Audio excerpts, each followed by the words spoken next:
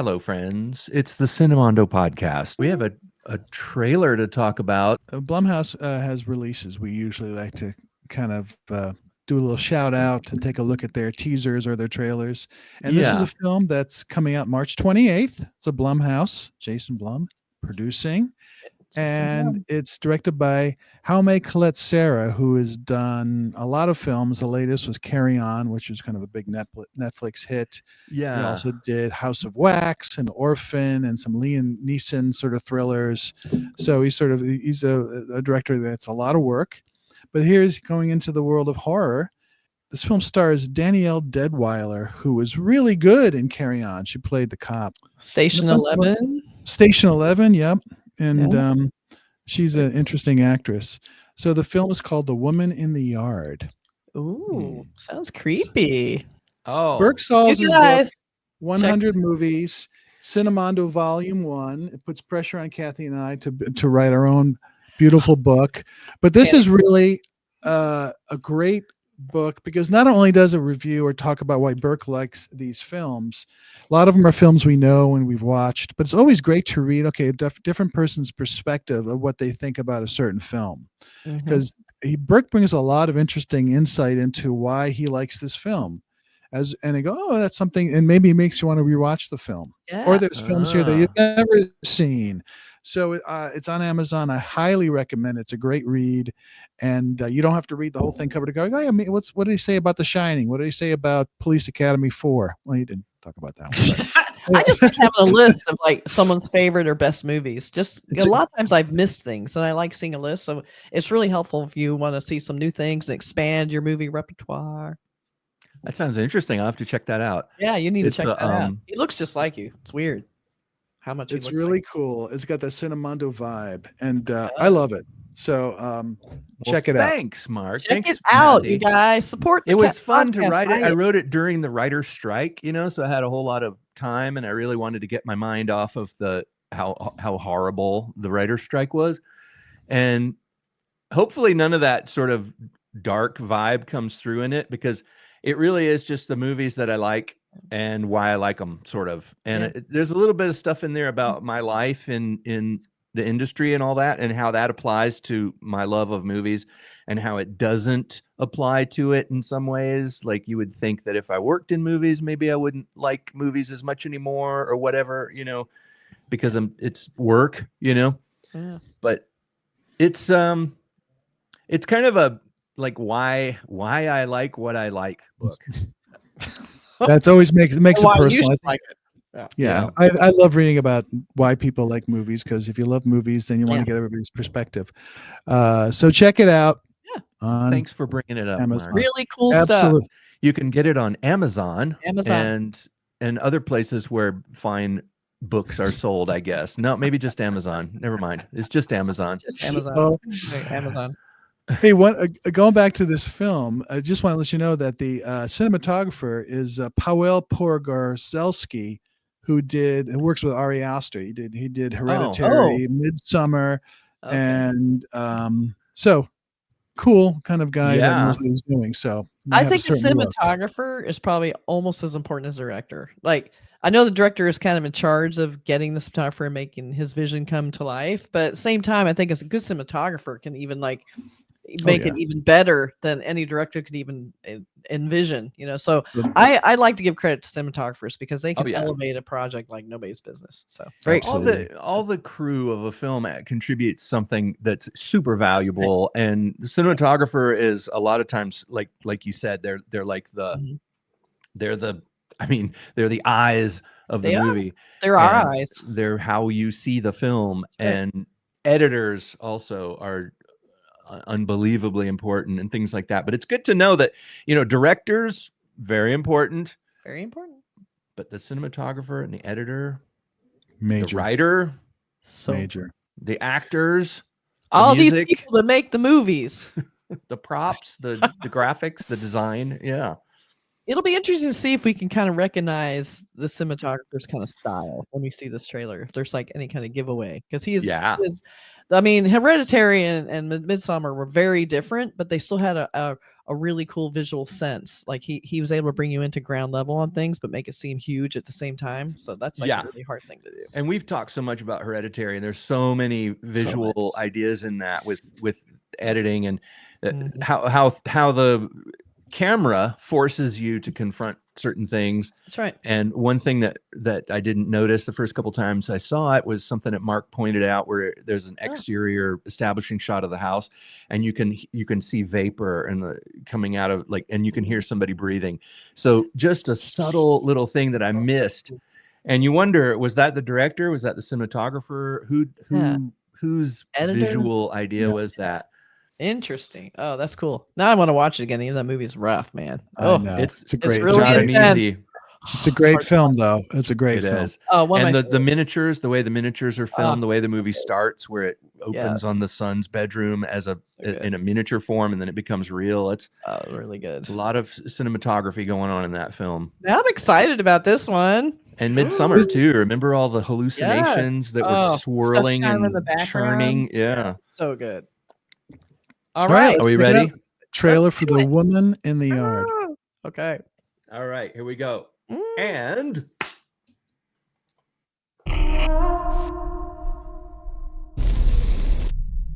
when the sun is bright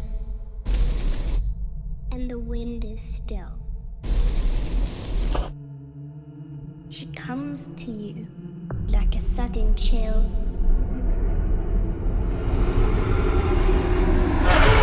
Oh, I got chills just then. Ooh.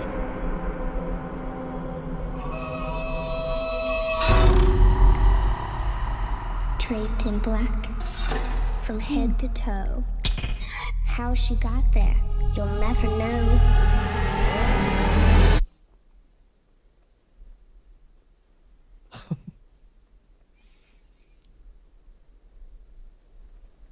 Today's the day.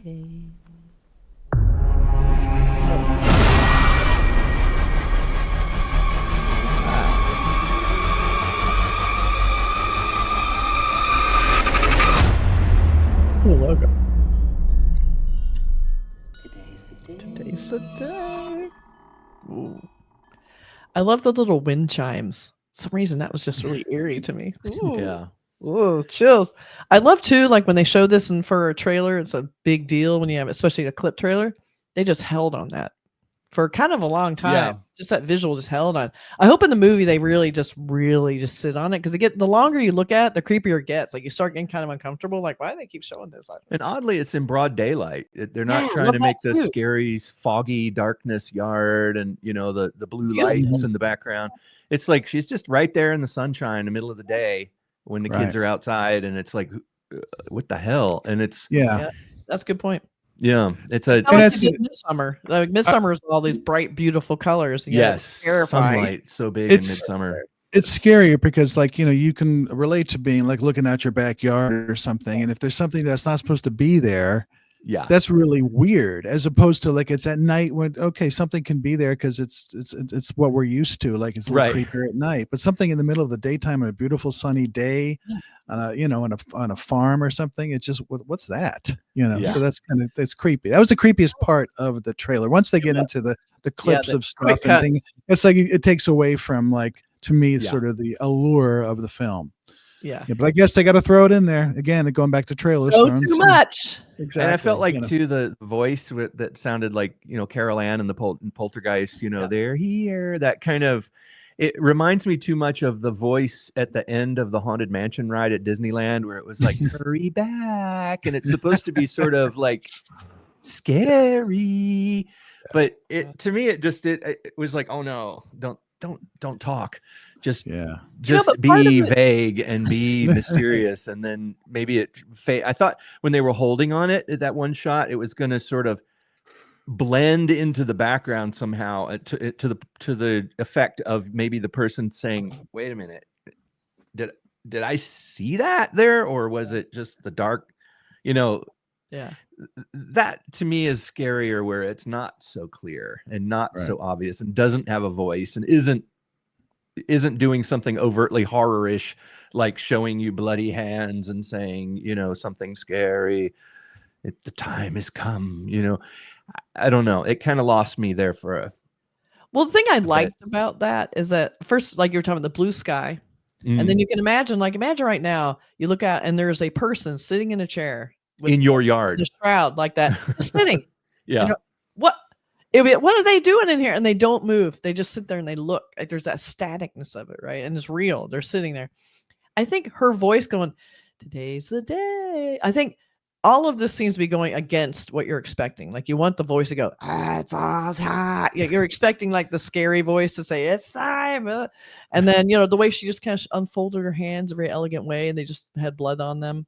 I hope that it's unlike the rest of the trailers became quick cuts. I hope it's like this sort of slow kind of eerie, leisurely way in, which is sort of what, Hereditary had that, but then they would once in a while they drop in a quick cut to something and terrify you because you couldn't look away, which was amazing. But mostly it took its time. Like he would hold on things, like that great shot in Hereditary where he's in the car and some terrible thing happens. So he stops the car and the camera just holds on his face for I think like a full minute where he's just like thinking. You can see all these thoughts going through. I would love if they just let that camera sit there. Just sit there. Or a teaser would have been great. I haven't seen it, but if it was just that.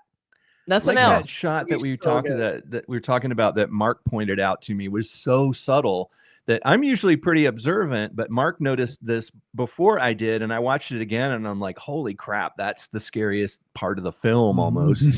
And to me, subtlety is so important, and that the idea that when they do that establishing shot of the house, the house is kind of out in the woods somewhere, kind of in a secluded-ish kind of area. Yeah. And there wouldn't be somebody standing in their yard, but in this establishing shot where it then cuts to the inside of the house where something unrelated is going on, but now you have this subliminal idea that there is somebody outside standing there looking up at the window watching this young boy in his bedroom, talking on the phone.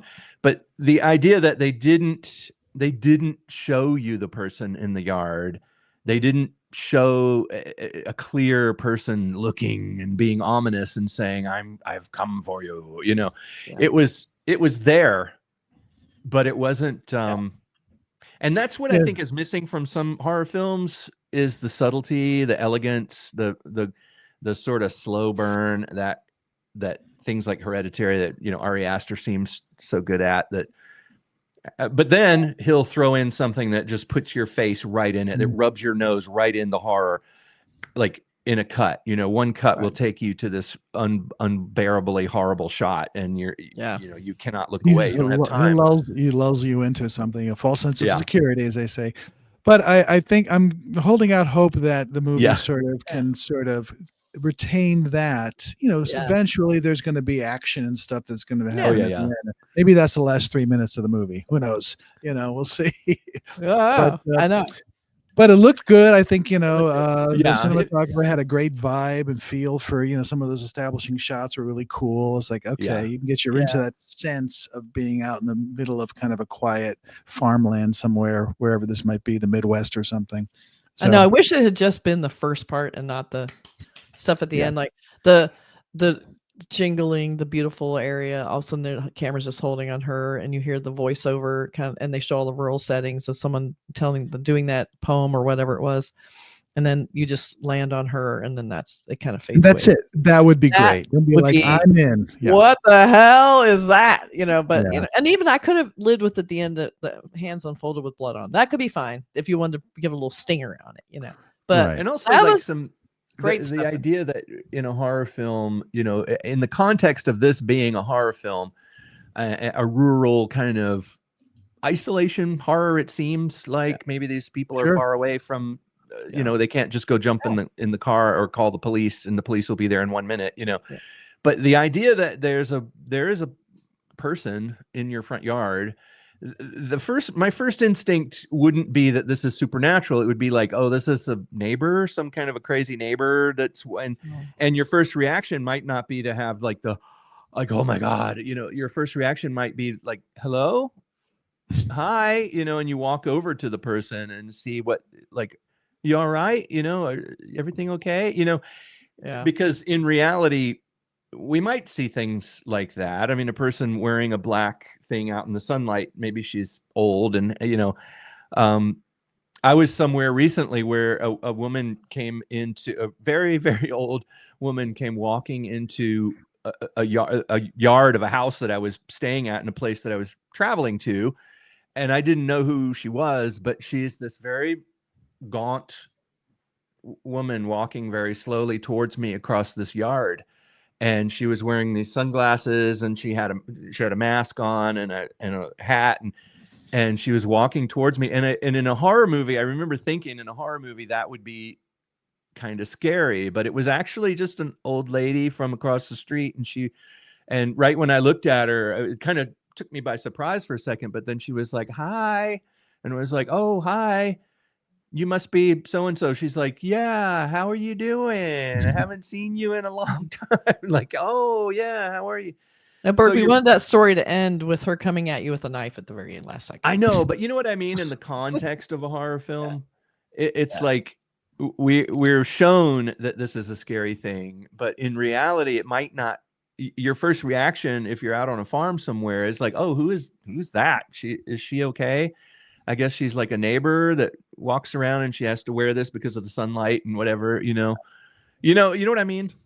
Yeah, it's like the initial not threatening, but threatening. And also you have to kind of wonder because they're, it's a person of color. And like, if she called the cops, would they even come? And you're in the middle of nowhere. How long would it take them to get there? Would they even she's just sitting there? We're not coming for that. That just doesn't sound like something we need to worry about. Take care of it. Go talk to her. But I could kind of see they don't trust the cops to handle a woman sitting in a chair in your yard. It's like, it's just not.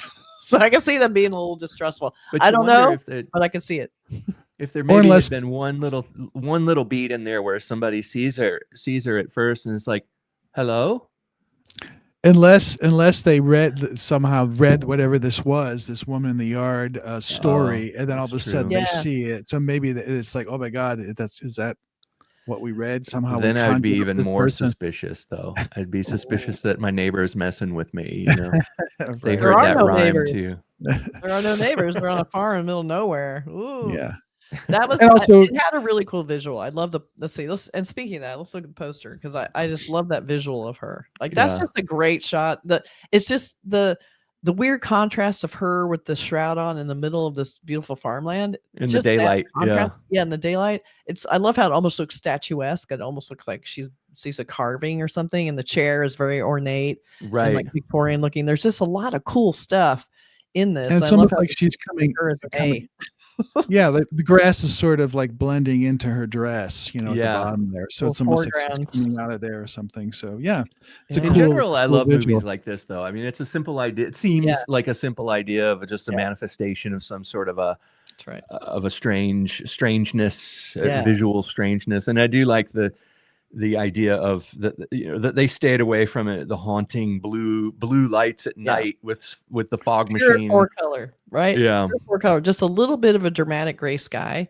And then the copy line, "Don't let her in." It's like, but she looks so nice. She's sitting in a beautiful chair. She has a beautiful lace kind of shroud on. What could go wrong? Yeah. Well, it's coming out March. We'll find out March 28th when it comes only in theaters. So a couple of months away. The Woman in the Yard, a Blumhouse film. We'll see how it does. But Blumhouse usually does pretty well with their horror I believe in films. the Blumhouse. I do. Yeah, I don't mean to put it down, but I'm just making some observations, and it does look interesting. I mean, it looks like it looks original, unique. Yeah. I mean, it's not something I've seen before. It looks very intriguing, and we have the cinematographer for Hereditary. So and I have to always remember what I used to say about Hereditary when people were telling me before I had seen Hereditary, and people were saying, "Oh, it's like a new, it's like a new classic," and I'm like, "Yeah, right." It's this family, and they get possessed, and I'm like, "Oh, right." And it's like I saw the trailer for it, and I'm like, "It's just okay." A lot of the explosions and fire, and people screaming, and somebody's on fire. A guy's walking around on fire. And it was like. It's like, no, this doesn't look good. It ended up being one of the best horror movies ever made. Yep. You never know. Trailers can be better than movies, and sometimes they ruin movies, and sometimes they're not even close to as good as a movie. Sometimes they don't even represent the movie. It shows you little bits of it, but in a way that isn't what you ultimately take away from the film when you finally see it. Marketing is hard for movies. It really is. I mean, I do it for a living, and you can never figure out the formula. It's always like, are we showing enough? Are we showing too much? What's the you just never know. They want fannies in the seats. You want them fast because people don't pay attention. So Right. Well, I think it's intriguing enough Fanny's in to the check out. So. That's that is the mantra of movie marketing. Fanny's in the seats. Yep. Oh boy. All right. Anyway, The Woman in the Yard coming in a couple of months, so check it out. Okay. All right, everybody. Bye.